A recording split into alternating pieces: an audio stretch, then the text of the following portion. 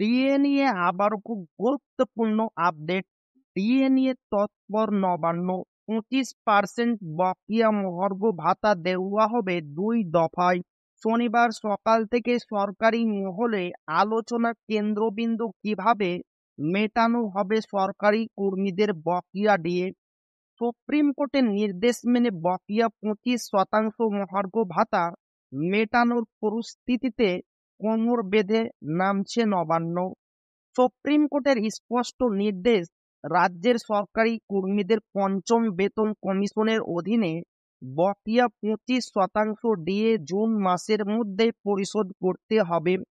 সেই নির্দেশ মাথায় রেখে এবার রাজ্য প্রশাসন বড় সিদ্ধান্ত নিতে চলেছে বলে প্রশাসনিক সূত্রে খবর। অথচ এখনো পর্যন্ত নবান্নের তরফে কোনো সরকারি বিজ্ঞপ্তি প্রকাশ করা হয়নি। তবে জানা যাচ্ছে সময়সীমা শেষ হচ্ছে 27শে জুন। সেই কারণে চলতি সপ্তাহে সরকারি ঘোষণা হতে পারে কিভাবে পরিশোধ করা হবে ডিএ। প্রশাসনিক সূত্রের খবর, বকেয়া ডিএ দেওয়া হতে পারে জেনারেল প্রভিডেন্ট ফান্ড তহবিলের মাধ্যমে। মূলত কর্মীদের স্যালারি অ্যাকাউন্ট ও প্রভিডেন্ট ফান্ড অ্যাকাউন্ট, এই দুই মাধ্যমে ভাগ করে দেওয়া হতে পারে বকেয়া ডিএ। সূত্রের দাবি অনুযায়ী 25% বকেয়া ডিএর মধ্যে প্রায় 80% কর্মীদের বেতন অ্যাকাউন্টে সরাসরি পাঠানো হতে পারে। বাকি 20% জমা হবে প্রভিডেন্ট ফান্ডে।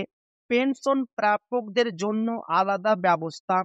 যারা পেনশন পান বা ফ্যামিলি পেনশনের আওতায় রয়েছেন তাদের ক্ষেত্রে ডিএর পুরো টাকা দেওয়া হতে পারে সরাসরি পেনশন অ্যাকাউন্টে। ডিএ পরিশোধে বিপুল খরচ।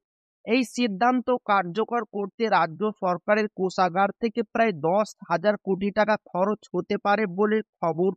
অর্থ দপ্তরের তরফে এখনো কোনো আনুষ্ঠানিক বিবৃতি না এলেও বিষয়টি নিয়ে ভেতরে ভেতরে পুরো দমে চলছে প্রস্তুতি। আসছে অ্যাপ, বাড়ছে স্বচ্ছতা। ডিএ ও বেতন সংক্রান্ত তথ্য আরো স্বচ্ছ করতে একটি অ্যাপ চালু করতে চলেছে রাজ্য সরকার। এই অ্যাপের মাধ্যমে কর্মীরা নিজেদের ডেটা, বকেয়া হিসাব ও আপডেট জানতে পারবেন সহজেই। আদালতের শুনানি ও রাজ্যের আপত্তি। ডিএ সংক্রান্ত মামলার পরবর্তী শুনানি সুপ্রিম কোর্টে আগস্ট মাসে। তবে রাজ্য সরকারের তরফে ইতিমধ্যেই একটি মডিফিকেশন পিটিশন দাখিল করা হয়েছে। তাদের যুক্তি, কিছু নির্দিষ্ট নির্দেশ বাস্তবায়নের সমস্যা রয়েছে। তো এই ছিল ডিএ নিয়ে খুব গুরুত্বপূর্ণ আপডেট যা আপনাদের মাঝে শেয়ার করলাম। তো ভিডিওটি ভালো লাগলে অবশ্যই আপনার বন্ধুদের শেয়ার করবেন যাতে তাদের উপকার হয়। আর আপনি যদি এখনো আমাদের চ্যানেলকে সাবস্ক্রাইব না করে থাকেন তো অবশ্যই চ্যানেলকে সাবস্ক্রাইব করবেন এবং আমাদের পাশে থাকবেন। তো আবারও দেখা হবে ডিএ রিলেটেড খুব গুরুত্বপূর্ণ ভিডিওতে।